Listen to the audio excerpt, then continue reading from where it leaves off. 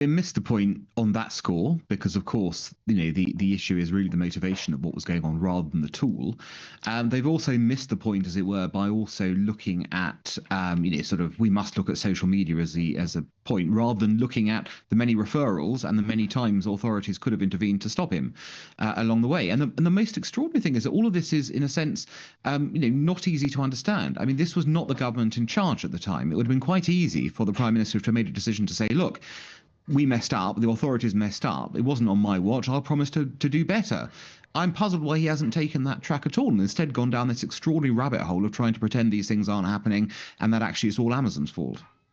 Yeah, it's utterly bizarre, isn't it? We've been here many times before. I mean, we're just hearing today about the crossbow killer. Of course, the immediate response was to try and ban crossbows or make it more difficult for people to get hold of crossbows, as if he couldn't have used another weapon. But, Alan, Kemi Badenoch didn't go on this today in Prime Minister's questions. What questions could she, in a parallel universe, have put to the Prime Minister today?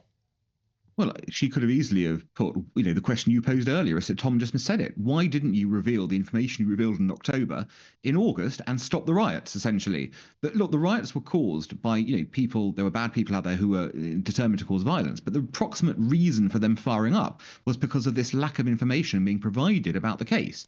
Now, we now learn that the government knew entirely what was going on at that point in time and chose not to reveal information that it then subsequently did reveal before the trial anyway.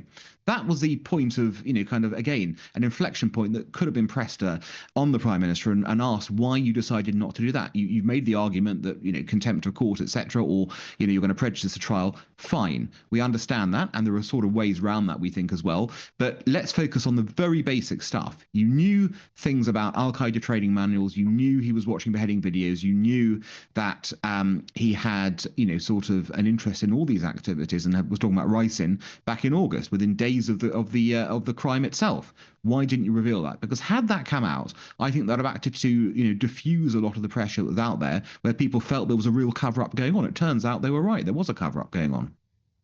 And that is the most shocking thing about all of this, just how much, well, the government knew early on and how much was missed in the 3 or 4 years before this attack. We now know that this is someone who had an enormously violent disposition, who had attacked people at his school with a hockey stick and attempted to attack others with other implements. Apparently his father stopped him from getting into a taxi to go to a school wielding a knife just a week before it happened. How on earth were all of these signs missed? And it's just failure after failure after failure.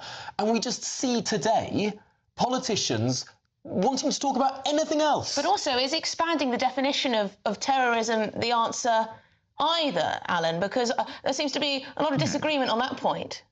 Look, there are lone wolf terrorists. We all understand that. We also know there are clearly mixed methodology people or unclear methodology people who don't particularly have one, kind of divining right to what they're doing.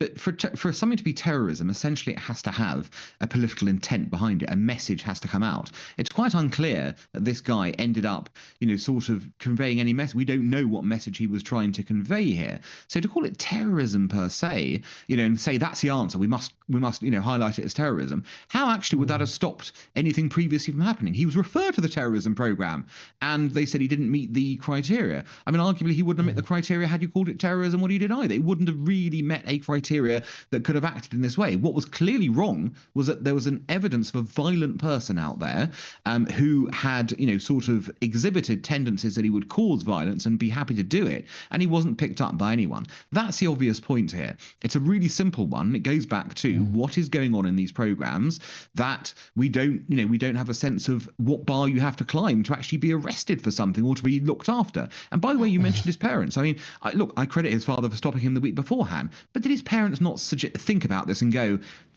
my son is a real menace. We've got to, for his safety as everyone else, we've got to get him looked at and into care or whatever it might be to do this. And instead they seemingly let him, roam around at home again. I don't understand that either. There's a lot of unanswered questions.